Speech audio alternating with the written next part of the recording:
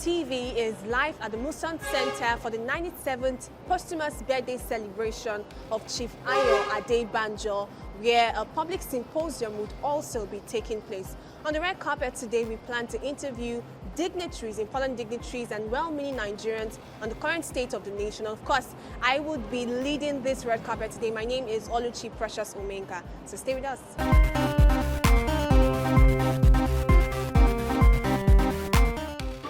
Good morning. We'd like you to tell us your expectations for today's event and what it really means to everyone who's going to be in attendance. First of all, I'm Baba's daughter, Adiola Aziz. Today is his birthday, so it's significant. I wish he was around. And what it means is that one of the groups, Afenifere, which he was the leader of that group, had meant a lot to him. My father was an icon. He was a statesman. My mentor, my daddy, my papade. You can imagine what it is. He has a legacy of service. People recognize his towering status in the political firmament of Nigeria. And that's why people are happy to come here and spend their time honoring him. I think many of the values that he projected are values that we still aspire to in Nigeria.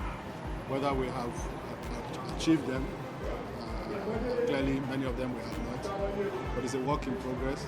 And I think when we see people who are leading lights, who pass on, we should always remember. We are gathered here to celebrate the 97th posthumous birthday celebration of Chief Adebanjo. I want to ask you what he actually stood for when he was still on earth and how you see his legacy, living through time. There's no doubt about it that Adebanjo represents a man that is so truthful, honest, diligent, and believes in democracy. He believes in Nigeria for all. He's so passionate about the masses. And Baba is a father to all. The values that Baba has embedded in a lot of us cannot be quantified, and he will be greatly missed. Especially to me, I'm Baba's daughter, and I'm very, very passionate about Baba. Chief Ayo Adebanjo was really a great Nigerian, a great leader by excellence, and we've actually lost somebody who was actually a true Nigerian, who really loved Nigeria, and he loved the oneness of Nigeria. And people like him, there are actually not many, where they will come and they will tell anybody the truth, no matter who you are, whether you are president or you are governor, they will tell you as it is. My own personal relationship with him has been that because we share the same birthday, and for a very, very long time, I think I met him through Chief Pa Adesanya, Pa Senator Adesanya, who actually introduced me to him. And that was during the politics of the early 1980, I think it was 83 or 84. And since then, we've really had a very, very good relationship. Always during our birthdays, we, celebrate, we greet each other. And he was really, really very, very good to me. He was a great leader, and we'll continue to pray for the repose of his soul. And may his gentle soul rest in perfect peace. Amen. So one final question. If Adebayo were to be alive today, what would you think would be his biggest wish for Nigeria? The biggest wish for him is for Nigeria to prosper, and is for Nigeria to be a very, very, very dependable country, full of security, prosperity, and also the growth of everywhere in Nigeria. He was a great man, he was a great leader, completely detribalized, even though, of course, he identified with his very, very rich Yoruba lineage. But very important, he fought for Nigeria throughout his life, until the last. Well, he was very principled, and he was a man who was very values-driven. And so I think a return to some of the traditional values that make us who we've always been, integrity, the notion of unity, the notion of merit and hard work. Those are the things that Nigeria stands for, and those values, should be inculcated at all levels of society. Albert Einstein once said, don't be a person of success. I mean, don't live a life of success. Live a life of value. Adebanjo lived a life of value. All right, thank you. How about you, sir? Well, one of the first things you do is to celebrate those who have lived the lives of value that Mr. Peter Ovidios referred to. And if there is one person who did live a life of value that does define exactly what values should be, it was Chief Ayo Adebanjo. So celebrating him, even after he's gone, celebrating the values by which he lived his life, more than anything encourages others in the knowledge that even though they might die, they will not be forgotten. So it's important we celebrate him as we are doing today. Thank you. And the very last question before I allow them leave, can you tell us the expectation you have for today's event, sir? Well, that people will know that when you live well, like I said, life of value, even afterward, when you're gone, people will still remember and see you as a role model to emulate. All right, sir. And you, sir, your last words? Let's just say that I believe that sometimes to navigate the future, you do have to look to the past. So part of what we are doing today, beyond looking at the life and times of Chief Ayo Adebanjo, we're looking at the organization that defined its time, the Afenifere. What does it mean? Perhaps it might just be that because he lived by truthful ideals and ideas, he just won't die. So I'm impressed by the turnout. I'm impressed by the people who came to speak, the quality of speakers. I'm impressed by the sincerity of what they've said. My only hope is that it will not end that conversation. There will be action, deep action, because Nigeria needs people who are brave, who are courageous, who understand what they want, and who are determined to make Nigeria great again. What we lack in Nigeria right now is a collection and a collective of brave and sincere people. Okay, looking at the values that late Chief Adebanjo left behind and the legacy he built, and you've spoken about action. Now, how do you think we can actually ensure that these values do not die with time, but we uphold them even in today's world? Well, those who still have those values, and there are not very many of them, should shout loud in their voices. They should speak up. A lot of people now today are afraid to speak up in Nigeria. The reasons are variable. Some are afraid that the patronage that they're enjoying will cease. Some have been threatened. Some are feeling too old. They just want to mind their business and not to get involved in any controversy. But we need a nation where everybody can be heard, where there's freedom, where there's justice, where there's courage, where there's fairness. So the few people who still have those values, wherever they may be, must speak up and keep talking about having the right values. There is no nation, there is no family, there's no group of people that can survive in the long run with the wrong values. It is totally impossible.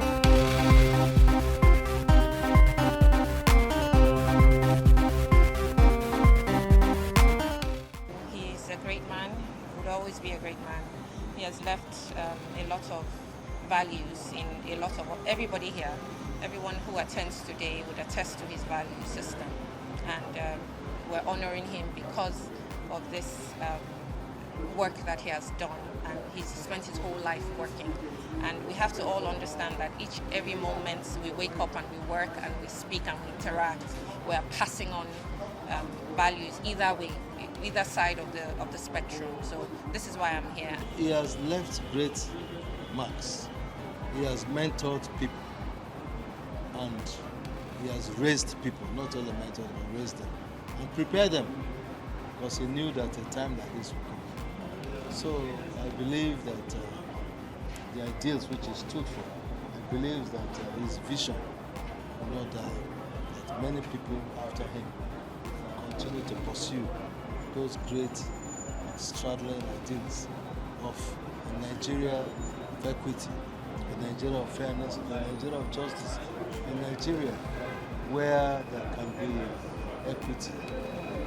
Will stand at a Nigeria of integrity and where all parts of the country can be treated the same, fairly, equitably, and where you young children, with respect for where you grow up, where you come from, can be equal to one another.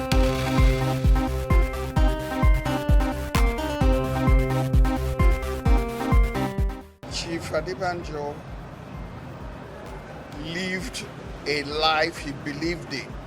And for me, he's an example of a man who stands by what he believes in, says what he believes, and acts it out. A principled man. And he's an example. You see, the youths of today need people they can look up to. And Adebanjo was such a man.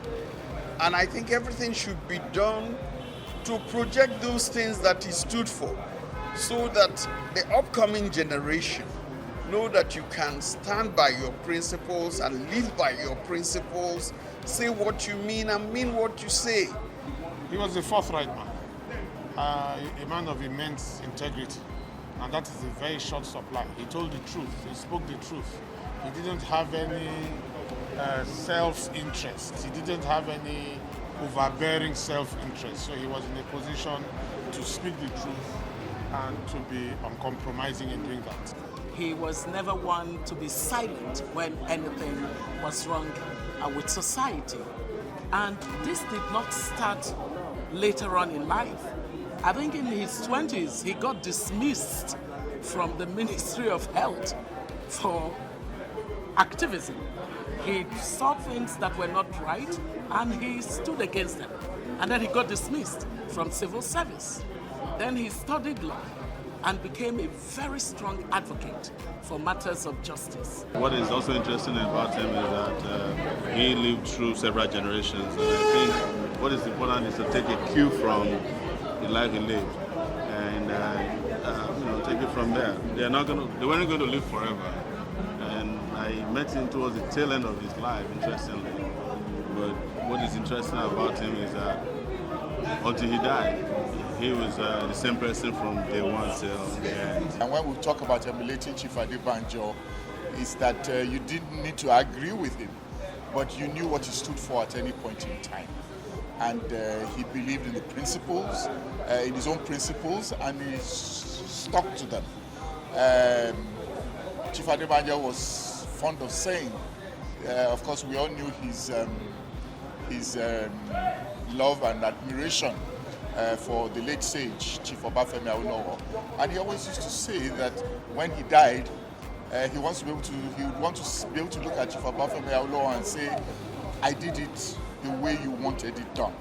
And so he stuck to those principles of equity, of justice, of fair play.